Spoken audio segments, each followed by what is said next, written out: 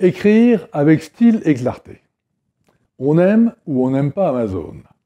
Quelle que soit son opinion, il reste que Jeff Bezos, son fondateur, s'est montré un leader exceptionnel en conduisant l'entreprise de zéro en 1994, année de sa fondation, à 233 milliards de dollars de chiffre d'affaires en 2018, avec un effectif de 648 000 salariés.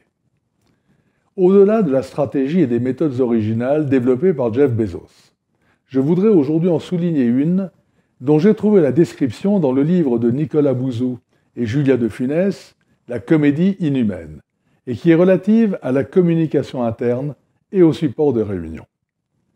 Il se résume en un email, traduit par leurs soins et envoyé par Bezos le 9 juin 2004 à tous ses salariés, dans lequel il explique qu'un narratif, c'est-à-dire un document écrit et rédigé, doit systématiquement se substituer à un PowerPoint.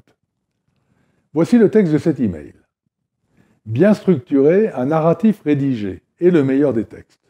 Si quelqu'un utilise une liste de bullet points sous Word, ce sera aussi mauvais qu'un PowerPoint. Rédiger un bon narratif de 4 pages est plus difficile qu'écrire un PowerPoint de 20 pages, car concevoir la structure d'un bon texte oblige à une meilleure identification et une meilleure compréhension de ce qui est important et de la façon dont les choses sont reliées.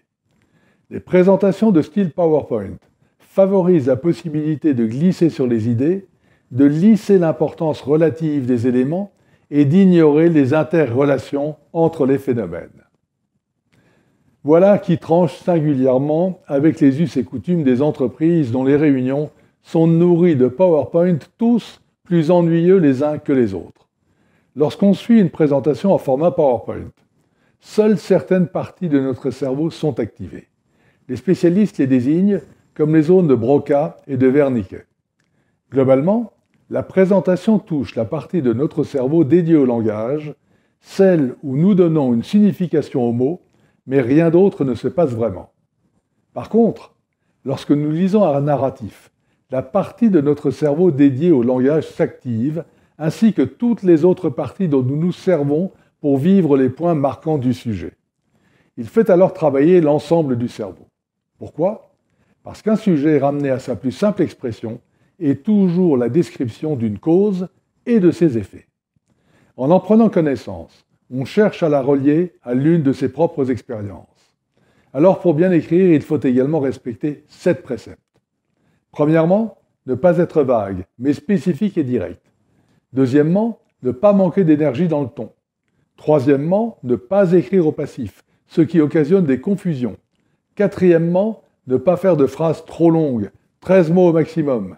Cinquièmement, éviter les mots longs. Sixièmement, éviter le jargon.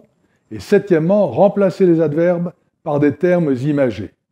Une bonne technique pour développer un style d'écriture naturel est de tenir un journal.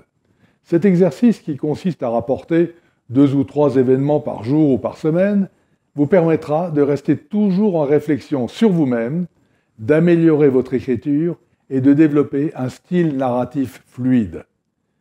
Mais ce n'est pas si simple. Il nécessite beaucoup d'entraînement. Winston Churchill prétendait qu'il faut 5 minutes pour préparer un discours de 5 heures, mais 5 heures pour préparer un discours de 5 minutes. L'expression écrite fait partie des thèmes abordés dans mon dernier ouvrage, Les 10 commandements du leadership. À bientôt.